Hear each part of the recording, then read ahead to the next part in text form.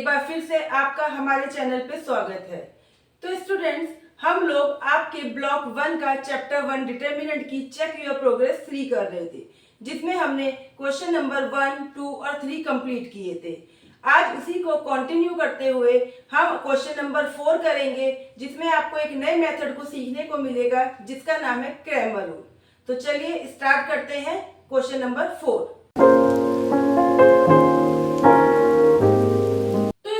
Question number 4 के अंदर इसके दो पार्ट हैं, 4A और B। तो पहले मैं आपको 4A करके दिखा रही हूँ। इस क्वेश्चन में आपके पास 3 इक्वेशन दे रखी है और यहाँ से आपको x, y और z की वैल्यू निकालनी है यूजिंग द क्रैमर रूल। ठीक है, आपको ये 3 इक्वेशन दे रखी है और इक्वेशन में x, y, z दे रखे हैं। आपको इनकी वैल्यू फाइंड आउट करनी है यूजिंग द क्रैमर रूल। तो सबसे पहले बेटा हम इनको ना डिटर्मिनेंट की फॉर्म में लिख लेते हैं। तो इन जो भी ये इक्वेशन दे रखी है, इसमें x, y, z के साथ जो भी कोफिशिएंट है वो हम यहाँ लिख लेते हैं। x के साथ 1 है, y के साथ 2 है, z के साथ -1 है। फिर इस वाली इक्वेशन को देखते हैं। 3x यानी x के साथ 3 है, y के साथ 8 है, z के साथ 2 है। फिर थर्ड में x के साथ 4 है, y के साथ 9 है और z के साथ 1 है। अब हम इसका क्या करते हैं, अब हम इसका डिटर्मिनेंट निकाल लेते हैं। तो डिटर्मिनेंट निकाला तो आप इसे चाहे तो आप रो और कॉलम को, जैसे मैंने बोला है कि आप 2 जीरो बना लीजिए, जिससे इक्वेशन सॉल्व करने में आसानी रहेगी। ठीक है, लेकिन मैं यहाँ पे डायरेक्ट डिटर्मिनेंट निकाल दी हूँ। तो डिटर्मिनेंट निकाला तो मैं रो वाइज निकाल दी हूँ। तो 1, अब ये रो ली, 1 लिया तो ये रो गया, ये कॉलम बचा। तो आपका ब्रैकेट में क्या आया, 8, 2, 9, 1। इनकी क्रॉस मल्टीप्लाई कर ली, 8 की 1 से करी तो 8 1 जा 8, माइनस का साइन लगता है। 9 की 2 से करी तो 9 2 जा 18। अब पहला मैंने प्लस का लिया था, दूसरा क्या ले रहा था, नेगेटिव लेना था। तो दूसरा मैंने नेगेटिव लिया, 2 लिया। जब 2 लिया तो ये रो गई और ये कॉलम गए, तो आपके बचे 3 4 2 1। इनकी क्रॉस मल्टीप्लाई कर दी। 3 की 1 से करी तो 3 1 जा 3, 4 की 2 से करी तो 4 2 जा 8, बीच में माइनस होता है। अब इसके बाद पहला पॉजिटिव, दूसरा नेगेटिव, तीसरा फिर से आपका क्या ले रहा है बेटा, पॉजिटिव ले रहा है। यानी मैंने -1 ली, माइनस, क्योंकि यहाँ पे ऑलरेडी माइनस है तो माइनस प्लस माइनस ही हो जाएगा। तो ये -1 ही लिया, ये 1 लिया तो ये कॉलम गया, ये रो गई। तो आपके बचे 3 8 4 9। तो 3 की 9 से करी तो 9 3 जा 27 हो गया और 4 की 8 से करी तो 8 4 जा 32 हो गया। अब इसको सॉल्व कर लेते हैं। 1, 18 में से 8 गया तो 10 बचा, और क्योंकि माइनस की वैल्यू बढ़ी है तो माइनस का 10। फिर -2 इंटू -8, 3 करा, 8 में से 3 माइनस करा, 8 बड़ा है माइनस का तो माइनस का साइन लगेगा। फिर -1 है, 32 में से 27 गए तो 5 बचा, क्योंकि 32 माइनस का और बड़ी वैल्यू है तो मल्टीप्लाई करके माइनस का 5 आ गया। अब इसको सॉल्व कर लेते हैं हम लोग। -10 को 1 से करा तो -10, -5 को -2 से करा तो प्लस के 10 हो जाएंगे बेटा, क्योंकि मल्टीप्लाई में माइनस माइनस प्लस हो जाता है। ठीक है, फिर उसके बाद -1 को अभी से हम ब्रैकेट में लिख लेते हैं, सो दैट आपको कंफ्यूजन ना हो। -10 + 10, फिर -1 को -5 से करा तो प्लस के 5 आ गए। -10 और 10 कैंसिल हो गया तो आपका क्या आंसर आया, 5 आया। यानी कि आपका डिटर्मिनेंट कितना आया है, 5 आया है। तो बेटा यहाँ पे आपका डी जो है, यानी कि आपका डिटर्मिनेंट 5 निकल कर आया है। यानी कि आपका जो डिटर्मिनेंट है, एस डिटर्मिनेंट जो है वो नॉट इक्वल टू 0 आया है। तो आप लिखोगे this equation has unique solution.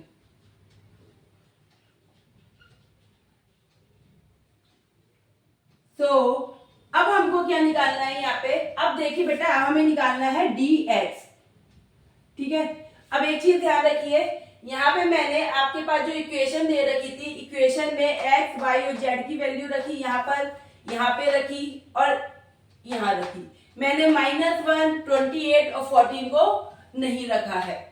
तो अब यहाँ पे क्या है, कि इसको रख के मैंने डिटर्मिनेंट निकाला, 0 आपका डिटर्मिनेंट 5 आया है। तो अब मैं आपको आगे आपको ये लिखना है कि डी यहाँ पे आपका डिटर्मिनेंट 0 नहीं है, तो इस इक्वेशन के क्या है, यूनिक सोल्यूशन है। आपको ये लाइन लिखनी पड़ेगी। अगर बेटा आपका डिटर्मिनेंट 0 आ जाता है यहाँ पे, तो आप यहाँ पे अगर आपका इफ डी की वैल्यू 0 आ जाती तो आप लिखते कि इट हैज नो सोल्यूशन, यानी ये इक्वेशन क्या है, इसका कोई सोल्यूशन नहीं है। क्यों? इस इक्वेशन का कोई सोल्यूशन नहीं है। क्यों? क्योंकि यहाँ पे डिटर्मिनेंट आपका 0 निकल कर आ गया है। लेकिन जब हमने यहाँ सॉल्व करा तो इसका डिटर्मिनेंट 0 नहीं था, 5 आया है। तो मैंने लिखा है कि एज डिटर्मिनेंट जो है वो 0 नहीं है, इसका मतलब इसके क्या है, यूनिक सोल्यूशन है। इसलिए अब आपको क्या करना पड़ेगा, अब आपको यहाँ पे dx, dy और dz कैलकुलेट करनी पड़ेगी।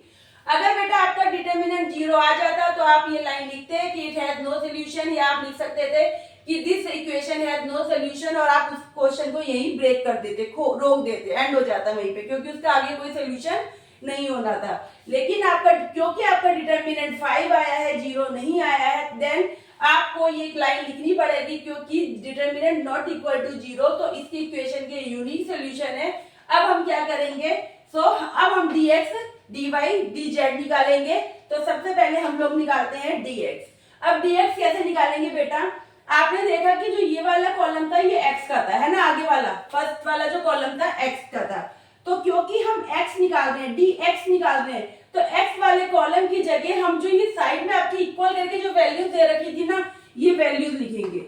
यानी कि अब 1, 3 और 4 की जगह यहाँ पे -1, यहाँ क्या दे रखा था 28, और वहां क्या दे रखा था लास्ट में 14। क्योंकि हम dx निकाल रहे हैं तो मैंने ये वैल्यू जो है वो x की वैल्यू की जगह लिखी है। y एज इट इज लिख देंगे, 2, 8, 9, -1, 2, 1। अब फिर से हम क्या निकालेंगे, फिर से हम निकालेंगे डिटर्मिनेंट। तो बेटा अब हम निकालते हैं dx, ठीक है। तो यहाँ पे रो वाइज ही निकाल रही हूं मैं। तो यहाँ पे आपका सबसे पहले दे रखा है -1, ठीक है। फर्स्ट वैल्यू पॉजिटिव होती है तो प्लस कर लेते हैं, लेकिन यहाँ पे माइनस है तो प्लस माइनस माइनस ही हो गए। तो मैंने 1 -1 लिया, तो ये रो गई, ये कॉलम गया। 8 की 1 से मल्टीप्लाई करी, 8 1 जा 8, 9 की 2 से करी तो 9 2 जा 18। पहली वैल्यू पॉजिटिव, सेकंड आपकी नेगेटिव लेनी थी, तो अब 2 क्या लेंगे, माइनस का लेंगे। 2 माइनस का लिया तो ये कॉलम गया, ये रो गई, आपके बचे 28, 14, 2 और 1। तो 28 की 1 से मल्टीप्लाई करी तो 28, 14 की 2 से करी तो तब भी 28 आया। पहला प्लस, दूसरा माइनस, तीसरा फिर से प्लस लेंगे, लेकिन यहाँ पे प्लस लेंगे, यहाँ -1 है तो प्लस माइनस माइनस भी हो जाता है, तो यहाँ -1 लिखा मैंने। अब ये 1 लिया तो ये कॉलम गया, ये रो गई, यानी कि अब इन चारों के आपस में मल्टीप्लाई करेंगे। तो 28 की 9 से करेंगे, 28 की 9 से मल्टीप्लाई करेंगे तो आपका आएगा 252, और 14 की 8 से करेंगे तो आपका 112। अब इसको सॉल्व कर लेते हैं हम लोग। -1 इंटू -18 में से 8 गए तो माइनस का 10 बचा, -2, 28 तो बेटा माइनस हो गया, 0 हो गया, तो यहाँ पे तो ये लिखने की जरूरत ही नहीं है, यानी ये वाला स्टेप तो पूरा ही 0 हो गया। अब आगे है -1, तो मैंने -1 लिखा, इनटू में 252 में से 112 माइनस करे तो 2 में से 2 गया 0, और 5 में से 1 गया 4, 2 में से 1 गया 1। अब इसको आगे सॉल्व कर लेते हैं। -10 को -1 से करा तो प्लस के 10 हो गए, 140 को -1 से करा तो -140, यानी कि आपका आंसर क्या आ गया, यहाँ पे माइनस के 130 आ गए। यानी कि आपका dx जो है वो कितना निकला है, यहाँ पे माइनस के 130, ठीक है। चलिए अब हम निकालते हैं dy। अब क्योंकि dy निकालना है तो जो हमारी ये इक्वेशन थी ना, ये वाला जो था, इसमें इस डिटर्मिनेंट में हमें y की वैल्यू कौन सी है, ये वाली मिडल वाली है, तो y की जगह हमें ये -1, 28 और 14 रखना है। पहले x की वैल्यू की जगह रखा था, y और z की सेम वैल्यू ली थी। अब y की वैल्यू की जगह रखेंगे, x और z की वैल्यू सेम लेंगे। तो x की वैल्यू यहाँ पे क्या है, x की वैल्यू है 1, 3, 4। अब y की जगह हम लोग लेंगे -1, 28 और 14। z की वैल्यू सेम ले लेंगे, -1, 2 और 1। और अब इसको सॉल्व करते हैं, इसका डिटर्मिनेंट निकालते हैं dy का। तो रो y की निकालते हैं 1, ये रो गई, ये कॉलम गया, तो 28 की 1 से करी तो 28 आ गया, 14 की 2 से करी तो 28 आ गया। पहला प्लस का, दूसरा माइनस का लेते, तो माइनस, और यहाँ पे ऑलरेडी क्या है -1, तो माइनस माइनस क्या हो जाएगा, -1। अब -1 लिया तो ये कॉलम गया, ये रो गई, तो 3 को 1 से करा, 3 1 जा 3, 4 को 2 से करा, 4 2 जा 8। अब पहला प्लस का, दूसरा माइनस का, थर्ड फिर प्लस का लेना है, तो यहाँ प्लस लेंगे, लेकिन ये ऑलरेडी माइनस है, तो प्लस माइनस माइनस हो जाएगा, तो -1 लिखा, माइनस ये लिया, ये कॉलम गया, ये रो गई, तो 14 की 3 से करी तो 42 आया, और 28 की 4 से करेंगे आपका आएगा 112। अब इसको आगे सॉल्व करते हैं। 28 में से 28 गया तो ये 0 ही हो गया, तो लिखने की जरूरत ही नहीं थी।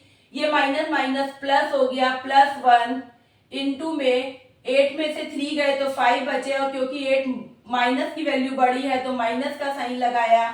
आगे -1 इंटू 112 में से 42 माइनस करेंगे तो आपका आएगा, 2 में से 2 गया 0, और 11 में से 4 गया तो 7। ठीक है, लेकिन 112 माइनस की वैल्यू बड़ी है तो यहाँ माइनस का साइन लगाया। इसको फर्दर हमने सॉल्व किया तो ये तो 0 बन गया, 1 और -5 को करा तो -5 आ गया, -1 को -70 से करा तो प्लस के 70 आ गए, यानी कि आपका 65, 70 में से 5 माइनस करे तो 65, यानी कि आपका dy निकल के कितना आया है, आपका 65 आया है। अब हमें क्या निकालना है, अब हमें निकालना है dz। तो अब तो आपको समझ में आ ही गया होगा कि सिंपल पहले हमने क्या करा था कि पहले जो ये इक्वेशन दे रखी थी इसको रख के डिटर्मिनेंट निकाला, फिर dx रखा, तो x की जगह हमने जो इस साइड पे वैल्यू दे रखी वो रखी, जब dy निकाला तो y की जगह रखी। अब dz निकालते हैं तो वो वैल्यूज क्या रखेंगे, z की जगह, यानी कि x की वैल्यू सेम 1 3 4, y की सेम 2 8 9। अब यहाँ पे z की जगह हम ये वैल्यू रखेंगे -1 28 और 14।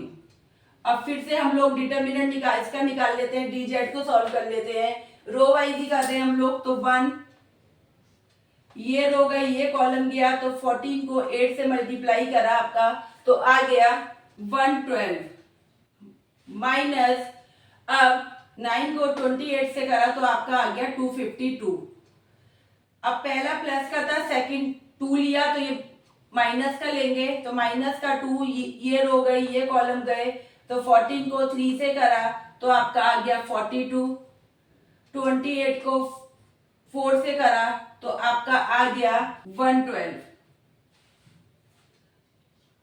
अब पहला पॉजिटिव, दूसरा नेगेटिव, तीसरा फिर से क्या, तीसरा क्या लेंगे, पॉजिटिव लेंगे, लेकिन यहाँ पे ऑलरेडी माइनस है तो माइनस प्लस माइनस हो जाता है।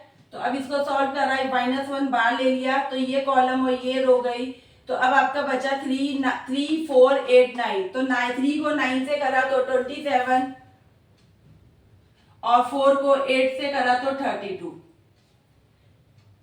इसे आगे सॉल्व करा तो 1 इंटू में 252 में से 112 गए, तो 2 में से 2 गए 0, 5 में से 1 गए 4, 2 में से 1।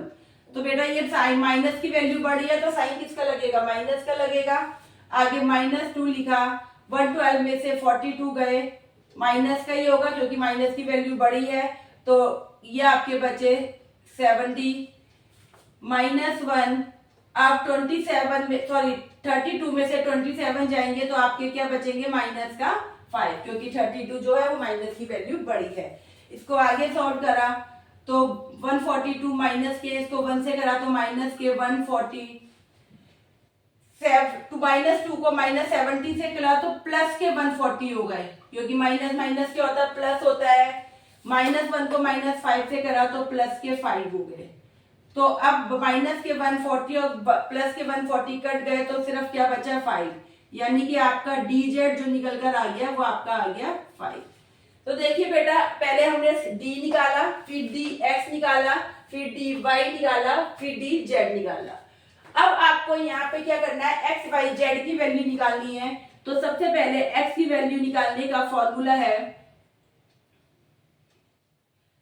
डी एक्स अपॉन में डी। ऐसे ही y की वैल्यू निकालने का फॉर्मूला है डी वाई अपॉन में डी, और z की वैल्यू निकालने का फॉर्मूला है डी जेड अपॉन में डी। तो अब dx की वैल्यू कितनी निकल कर आई थी हमारी, dx हमने यहाँ सॉल्व किया था, तो dx कितना निकल कर आया था, -130। तो मैंने यहाँ पे -130 रखा, और डिटर्मिनेंट d कितना निकल कर आया था, d मेरा ये दे रखा बेटा, d निकल कर आया था 5। तो इसको सॉल्व करा तो 130 को 5 से डिवाइड कर दिया, तो माइनस के आपका आ गया, -130 को 5 से डिवाइड करा तो आपका आ गया माइनस का 26। ऐसे ही dy हमने कितना निकाला था, dy हमने निकाला था 65। ये देखिए dy हमने कितना निकाला था 65। तो dy की वैल्यू 65 रखी, अपॉन में d5 था, तो इसको सॉल्व करा तो 5 बन जाए 5, 5 3 जाए, यानी कि आपका y निकल कर आ गया 13। ऐसे ही dz की वैल्यू हमने सॉल्व करी थी, तो dz हमारा आया था 5, और डिटर्मिनेंट d कितना निकला था, वो भी 5 था, तो 5 को 5 से करा तो 1, यानी आपकी x की वैल्यू निकल कर आई है -26, y की वैल्यू निकल कर आई है आपकी 13, और z की वैल्यू निकल कर आई है 1। तो इस तरीके से बेटा क्रैमर रूल का यूज करके हम लोगों ने x, y और z की वैल्यू निकाली है। एक बार फिर से हम लोग रिवाइज करते हैं। देखिए, आपको ये 3 इक्वेशन दे रखी है, और आपको यहाँ पे क्रैमर रूल का यूज करके x, y, z की वैल्यू निकालनी है। तो सबसे पहले मैंने इन इक्वेशंस के जो कोफिशिएंट दे रखे हैं x, y, z के, इन कोफिशिएंट से यहाँ पे एक डिटर्मिनेंट लिखा और इसको सॉल्व करा। अब इसको सॉल्व करा तो ये वैल्यू जो d की वैल्यू आई वो 5 आ गई। ठीक है, अब अगर d की वैल्यू 5 है, यानी कि नॉन जीरो वैल्यू है, तब तो हम इसे फर्दर सॉल्व करेंगे। लेकिन अगर डिटर्मिनेंट 0 आ जाता है तो आप उसे वहीं लिख देंगे, और आप लिख देंगे कि this equation has no solution. इस इक्वेशन का कोई सोल्यूशन नहीं है, क्योंकि d जो है आपका 0 आ गया है। वैसे भी देखिए ना, आप यहाँ पे d से डिवाइड कर रहे हैं, तो 0 से डिवाइड करेंगे तो कोई बेनिफिट नहीं है। ठीक है, तो अब इसके बाद अब आपका d जो है वो 5 आया है, मतलब 0 नहीं आया, then you have to write this line कि d नॉट इक्वल टू 0 है। इस इक्वेशन के क्या है, यूनिक सोल्यूशन है। सो अब हम करके हम dx, dy और dz कैलकुलेट करेंगे। तो dx कैलकुलेट करने के लिए, क्योंकि यहाँ पे x है बेटा, ये बेस में है, तो ये dx है। ठीक है, बेस में x लिख रखा है मैंने, तो x की वैल्यू की जगह, जो ये x की वैल्यूज है, इस कॉलम की जगह मैंने जो ये साइड इक्वल करके वैल्यूज दे रखी थी -1, 28 और 14, इसको रखा। y और z की वैल्यू सेम रखी, और फिर से मैंने डिटर्मिनेंट निकाला, तो dx का आ गया -130। ऐसे ही जब मैंने dy निकाला तो मैंने y वाली वैल्यू की जगह, यानी y के कॉलम की जगह ये वाली वैल्यूज रखी, और x और z सेम रखे। उसको सॉल्व करा तो dy निकल कर आ गया 65। ऐसे ही dz निकाला तो मैंने z वाले कॉलम की जगह, यानी कि जो ये कॉलम था, इस कॉलम की जगह मैंने ये वैल्यूज रखी -128 और 14, और x और y को सेम ले लिया यहाँ से, और इसको सॉल्व करा तो dz निकल कर आ गया। अब आपको निकालना क्या है, एक्स वाई जेड। तो एक्स वाई जेड निकालने का फॉर्मूला है x equal to d x upon में डी। तो dx जो हमने निकाला था -130, और d निकाला था 5, डिवाइड करा तो माइनस के 26। y निकाल लेंगे तो dy अपॉन में d, z निकालेंगे तो dz अपॉन में d, और इसको सॉल्व करा तो हमारी x, y और z की वैल्यूज आ गई हैं ये -26, y की 13 और z की 1। तो इस तरीके से क्रैमर रूल का यूज करके हमने इस क्वेश्चन को सॉल्व करा है। तो स्टूडेंट्स, अब हम क्वेश्चन नंबर 4 का ए पार्ट कर चुके हैं, तो चलिए अब करते हैं क्वेश्चन नंबर 4 का बी पार्ट। चलिए स्टूडेंट्स, अब हम लोग करते हैं क्वेश्चन नंबर 4 का बी पार्ट। ठीक है, इसको अंदर ये इक्वेशन दे रखी है, और आपको इसको क्रैमर रूल से सॉल्व करना है। अगर मैं बेटा देखूं यहाँ पे, तो सबसे पहले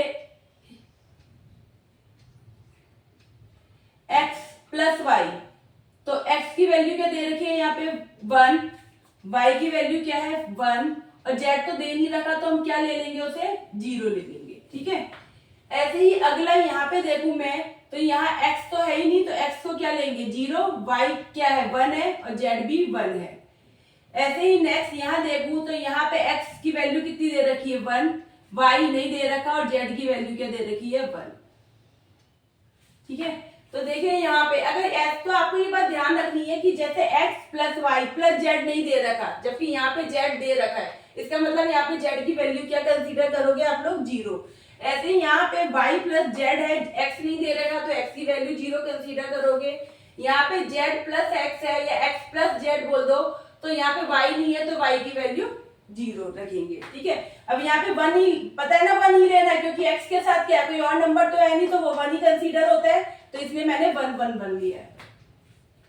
अब इसको सॉल्व करते हैं हम लोग, रो वाइज डिटर्मिनेंट निकाल लेते हैं। तो सबसे पहले 1 है आपका, ये 1 है तो ये रो गई, ये कॉलम गया, तो 1 की 1 से मल्टीप्लाई करी 1, 0 की 1 से करी तो -0।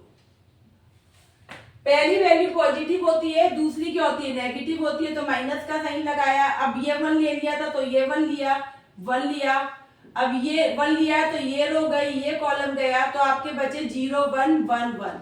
तो 0 को 1 से करा तो 0 आया, 1 को 1 से करा तो 1 आया। अब अगला 0 है तो ये तो लिखने की जरूरत ही नहीं है, सॉल्व करने की जरूरत ही नहीं है। तो अब इसको आगे सॉल्व कर लेते हैं। 1 इंटू 1 में से 0 गया 1, -1, 0 में से 1 माइनस हुआ तो -1 है ना, क्योंकि 1 बड़ा है ना तो माइनस का साइन लगेगा। सॉल्व करा इसे तो 1 को 1 से करा, -1 को -1 से किया तो +1 हो गया, यानी कि ये 2 आ गया। यानी आपका D कितना निकल कर आया है 2। As D not equal to 0, क्योंकि D की वैल्यू 2 आई है, 0 नहीं आई है, तो this equation has unique solution. तो हमें क्या करना पड़ेगा नाउ, अब हमें क्या निकालना पड़ेगा, हमें dx निकालना पड़ेगा। ठीक है, क्योंकि डिटरमिनेंट हमारा 2 निकल कर आया है, 0 नहीं है, मतलब कि नॉन जीरो वैल्यू आई है। तो आपको ये लाइन लिख के आपको क्या निकालना है dx निकालेंगे, फिर dy निकालेंगे, फिर dz निकालेंगे। तो dx निकाला तो dx का मतलब क्या हो गया कि जो x की जगह, x के जो कॉलम है उसकी जगह हमें जो ये वैल्यू दे रखी है ये रखनी है। तो सबसे पहले यानी 1 0 1 की जगह सबसे पहले क्या है 0 है, 0, फिर 1 है और फिर 3 है। y की वैल्यू सेम निकली 1 1 0 और z की वैल्यू सेम निकली 0 1 1। सॉल्व करते हैं इसको dx को। तो आपका फर्स्ट वाला क्या है 0 है, तो लिखने की जरूरत ही नहीं है, रो वाइज कर रहे हैं हम, तो फर्स्ट रो में फर्स्ट वैल्यू 0 है तो इसको करने की जरूरत नहीं है। अगली क्या लेंगे 1। अब पहली पॉजिटिव थी तो बेटा सेकंड क्या लेते हैं नेगेटिव, तो 1 किसका लेंगे माइनस का, माइनस का 1 लिया तो ये रो चली गई, ये कॉलम चला गया, बचे 1 3 1 1। तो 1 की 1 से मल्टीप्लाई करी 1 आया, 3 की 1 से करी तो 3 आ गया, बीच में माइनस का साइन। इसको सॉल्व करा आगे, तो अब अगला क्या था फिर से 0 है तो इसको भी सॉल्व करने की कोई जरूरत नहीं है, तो सिर्फ 1 था तो मैंने 1 के अकॉर्डिंग इसको सॉल्व कर लिया। तो अब -1 को मल्टीप्लाई करा, 3 में से 1 गए तो क्या बचा 2 बचा, और 3 बड़ा है तो -2 हो गया, यानी कि ये 2 आ गया। यानी कि आपका dx कितना निकल कर आ गया बेटा 2 निकल कर आ गया। ऐसे ही अब हम निकालते हैं आपका dy निकाला आपका, यानी कि y की जगह अब ये वैल्यू जो गिवन है ये रखनी है हमें। तो सबसे पहले x एज इट इज उतार लेते हैं, x की वैल्यू 1 0 1 है, y की वैल्यू लिखते हैं आप 0 1 और 3, z एज इट इज उतार लेते हैं 0 1 1। अब इसको सॉल्व करते हैं, रो वाइज कर रहे हैं हम तो रो वाइज ही कर लेते हैं। तो यहाँ पे 1 है, ये रो गया, ये कॉलम गया, तो ये चारों बचे, तो इनकी मल्टीप्लाई करी, क्रॉस मल्टीप्लाई, 1 की 1 से करी 1 -3 की 1 से करी 3। अब पहला प्लस दूसरा नेगेटिव लेते, लेकिन यह 0 है तो करने की जरूरत नहीं है। फिर थर्ड देखते, वो भी 0 है तो करने की जरूरत नहीं है। तो यानी कि इसी को सॉल्व करा हमने, तो 1 इंटू 3 में से 1 गए तो बचा -2, यानी कि आपका आ गया -2। तो dy आपका निकल कर कितना आया है 2। अब हम लोग निकालते हैं dz। dz का मतलब क्या हो गया कि z की जगह आपको वो वैल्यूज पुट करनी है। तो सबसे पहले x की value same as it is लिख लेते हैं 1 0 1, y की वैल्यू जी सेम लिख लेते हैं 1 1 0। अब z की जगह हमें क्या लिखना है 0 1 और यहाँ पे 3। अब इसको सॉल्व करते हैं। सबसे पहले 1, तो ये रो गई, ये कॉलम गया, तो 1 की 3 से करी 3, 0 की 1 से करी 0। ठीक है बेटा। अब पहला पॉजिटिव था तो सेकंड क्या होगा नेगेटिव, तो माइनस का साइन लगाया, अब 1 लिया। अब ये रो गई, ये कॉलम गया, तो आपके पास बचेगा 0 1 1 3। तो 0 को 3 से करा 0, 1 को 1 से करा तो ये लीजिए -1, क्योंकि बीच में माइनस का साइन लगाना है। अब इसको सॉल्व कर लिया आगे, 1 इंटू 3 में से 0 गए 3, -1, 0 में से 1 माइनस करेंगे तो क्या आएगा 1 ही आएगा, माइनस का 1 आएगा। ठीक है, तो इसको सॉल्व करा तो ये हो गया 3 1 जा 3, और -1 को -1 से मल्टीप्लाई करा तो 1 आएगा, लेकिन किसका आएगा प्लस का, क्योंकि माइनस और माइनस मल्टीप्लाई करने पे क्या हो जाता है प्लस हो जाते हैं। तो यानी कि आपका जो dz है वो कितना निकल कर आ गया, आपका dz निकल कर आ गया 4। अब हमें क्या निकालना है, x y z की वैल्यू निकालनी है। तो मैंने लिख लिया x dx अपॉन में d। तो dx की वैल्यू बेटा हमारी यहाँ से कितनी आई थी 2 आई थी, और d की वैल्यू कितनी आई थी, d की वैल्यू भी 2 आई थी, यानी x कैलकुलेट होके कितना आ गया 1। अब y लिया तो dy अपॉन में d, तो dy मेरा -2 निकल कर आया था, d2 निकल कर आया था, तो ये हो गया -1। अब z निकाला तो dz अपॉन में d, तो dz हमारा 4 निकल कर आया था, और d मेरा 2 था, यानी कि 4 को 2 से डिवाइड करा तो 2 आ गया। यानी कि आपका x निकल कर आया है 1, y निकल कर आया है आपका -1, और z निकल कर आया है 2। ये आपका आंसर हो गया। तो चलिए बेटा एक बार फिर से रिवाइज कर लेते हैं हम लोग। आपको ये इक्वेशन दे रखी है, यहाँ पे आपको ध्यान रखना है कि जैसे x प्लस वाई है तो z मिसिंग है, y प्लस z है तो x मिसिंग है, z प्लस x है तो y मिसिंग है। तो जो वैल्यू नहीं है उसकी जगह हमने क्या लगा दिया 0 0 लगा दिया। अब सबसे पहले डिटर्मिनेंट निकाल लिया तो इसका 2 आ गया। अब क्योंकि डिटर्मिनेंट नॉन जीरो वैल्यू आई है तो हमें क्या निकालना पड़ेगा dx। अगर 0 आता तो हम इसे यहीं पे रोक देते, लेकिन नॉन जीरो वैल्यू आई है 2 आई है, तो मैंने अब निकाला dx निकाला, यानी कि x की जगह मैंने जो ये वैल्यू दे रखी 0 1 और 3 ये वैल्यू पुट करी, फिर इसको सॉल्व करा तो ये dx निकल कर आ गया 2। ऐसे ही dy में y वाले कॉलम की जगह ये वैल्यू जो गिवन है ये पुट करी, इसको सॉल्व करा तो ये -2 निकल कर आया, और जब dz निकालना था तो z वाले की जगह इस कॉलम में वो वैल्यूज पुट कर दी, ये वाली 0 1 और 3, तो dz निकल कर आ गया। अब फॉर्मूले के अकॉर्डिंग x निकालना है तो dx अपॉन में d रखा, आंसर आ गया। y निकालना है dy अपॉन में d, और z निकालना है तो dz अपॉन में d। तो इसको आपने सॉल्व करा तो आपका x y z की वैल्यू निकल कर आ गई। तो इस तरीके से बेटा हम लोगों ने क्रैमर रूल के थ्रू इस क्वेश्चन को सॉल्व करा है। तो बेटा आज हम लोगों ने आपकी चेक योर प्रोग्रेस 3 का क्वेश्चन नंबर 4 कंप्लीट कर लिया। ठीक है, क्वेश्चन नंबर 4 में 2 पार्ट थे, ए और बी, तो मैंने आपको दोनों ही पार्ट करवाए हैं। अब इस वीडियो को देखने के बाद आप लोगों का होमवर्क यह है कि आपको अपने चैप्टर 1 डिटर्मिनेंट का एग्जाम्पल नंबर 13 करना है, जो सेम ऐसा ही है, यानी आपको इक्वेशन दे रखी है और आपको उसे क्रैमर रूल से सॉल्व करना है। आई होप आप अपना होमवर्क अच्छे से करेंगे। कोई भी प्रॉब्लम आती है तो प्लीज आप मुझे कमेंट करके बताइए, मैं आपके प्रॉब्लम का सोल्यूशन करने की पूरी कोशिश करूंगी, पूरा ट्राई करूंगी। फिर मिलते हैं हम लोग अगली वीडियो में कुछ नए क्वेश्चंस के साथ। तब तक के लिए good bye, see you, tata, bye bye. लेकिन जाने से पहले हमारी वीडियो को लाइक करें, अपने फ्रेंड के साथ शेयर करें, और हाँ, चैनल को सब्सक्राइब करना ना भूलें। Thank you for watching.